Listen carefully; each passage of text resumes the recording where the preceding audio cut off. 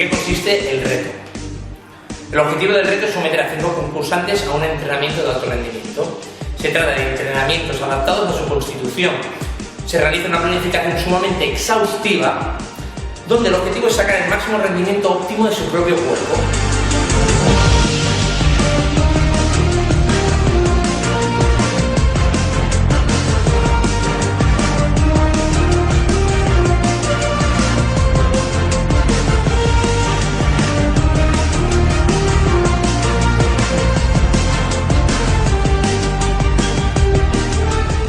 El objetivo principal de la alimentación del reto Street Fitness.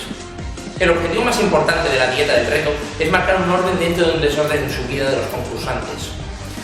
Han tenido que adaptarse a una dieta sumamente estricta.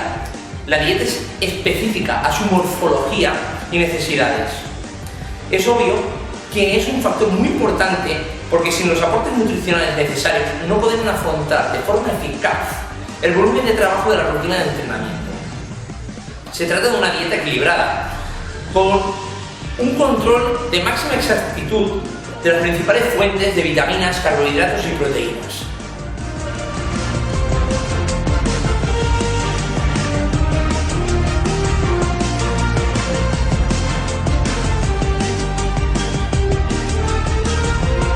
¿En qué consiste la rutina del reto Street Fitness?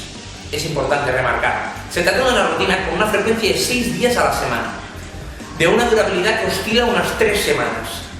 Nos gusta remarcar que uno de los fallos más comunes en el mundo del entrenamiento de pesas es que las personas suelen obsesionarse con la excesiva variación de su plan de entrenamiento, poniendo en peligro así su efectividad.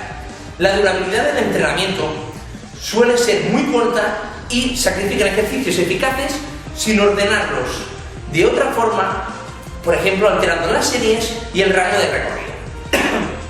Este fallo no lo cometemos en las rutinas del reto, ya que el cambio es de las rutinas de los concursantes, siempre alteramos el orden, la técnica, el volumen en las series, pero jamás sacrificamos un ejercicio sumamente eficaz. Entonces, el objetivo de cada semana es adaptar el entreno para vaciar su nivel de glucógeno y dejar de forma que los músculos se queden exhaustos, asegurándonos de la congestión muscular. Es un síntoma de efectividad que nos marca la eficacia, evidentemente. En conclusión, la primera semana es de adaptación, la segunda es de precisión y la tercera es de optimización, basándonos que en todo momento están en una evaluación continuada.